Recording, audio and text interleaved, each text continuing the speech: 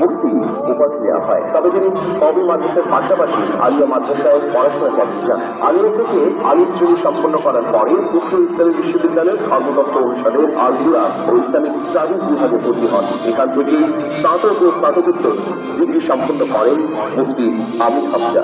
পড়াশোনা শেষে মুফতি আমির হামজা ওয়াজ মাহফিলের মাধ্যমে দাওয়াতের কাজে মনোনিবেশ করেন। 2020 সালের 24শে অক্টোবর কাউন্টার টেরোরিজম ইনভেস্টিগেশন বিভাগের উপপরিদর্শক মোহাম্মদ মুখলিসুর রহমান তার বিরুদ্ধে একটি মিথ্যা ও উদ্দেশ্য প্রণোদিত মামলা করেন। তিনি দাবি করেন হামজা হিন্দু নাগরিকদের রাষ্ট্রের বিরুদ্ধে উস্কানি দিচ্ছেন এবং জিহাদে অংশগ্রহণ করতে উদ্বুদ্ধ করছেন। 2021 সালে বাংলাদেশ পুলিশ দাবি করে এই বক্তা ওয়াজ মাহফিলে বিভ্রান্তিকর ও উগ্রবাদী তথ্য ছড়াচ্ছেন। পুলিশের এইসব অভিযোগ যে সর্বৈব মিথ্যা তা এদেশের মানুষ প্রত্যেকেই জানে।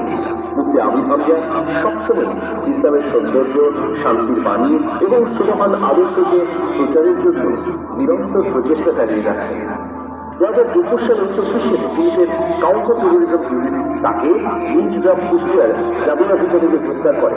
তাদের রাষ্ট্রবিরোধী অভিযোগে সন্ত্রাস বিরোধী একটি মামলায় গ্রেফতার করা হয়। গ্রেফতারের পর জিজ্ঞাসাবাদের জন্য 5 দিনের রিমান্ডে নেওয়া হয়। গ্রেফতারের পর 21শে মে তিনি কাশিমপুর কারাগারে বন্দী ছিলেন। তিনি 925 দিন কারাগারে থাকার পর 2023 সালের 7 ডিসেম্বর জামিনে মুক্তি লাভ করেন। 2024 সালের 28শে মার্চ তার বিরুদ্ধে চার্জশিট দাখিল করা হয়। বলা হয় তিনি জননিরাপত্তার অবনতি ও ইসলামী শরিয়া আইন প্রতিষ্ঠার জন্য কাজ করেছেন। 21শে আগস্ট 2024 সালে সিঙ্গাপুরের স্বরাষ্ট্র মন্ত্রণালয় তার বিরুদ্ধে বিনা অনুমতিতে অভিবাসী শ্রমিকদের মধ্যে ওয়াচ করার অভিযোগ করেন এবং তদন্ত শুরু করেন।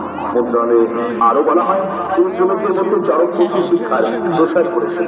মুফতি আমির হামজার বিরুদ্ধে এইসব অভিযোগ দেশে এবং বিদেশের মাটিতে এনেছে প্রাকৃতিক অপগোষ্ঠীর সমর্থকরা।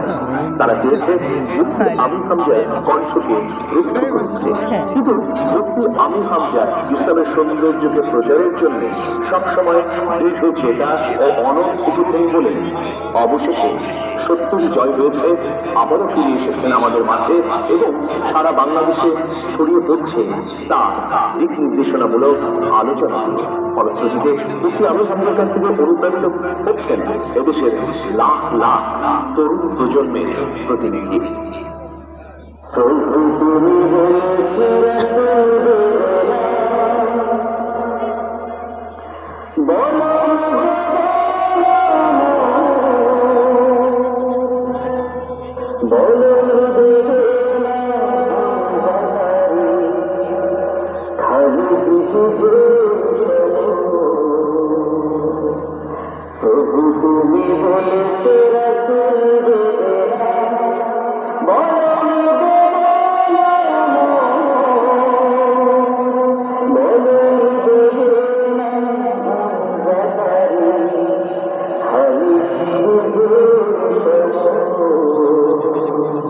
প্রভু তুমি বলেছে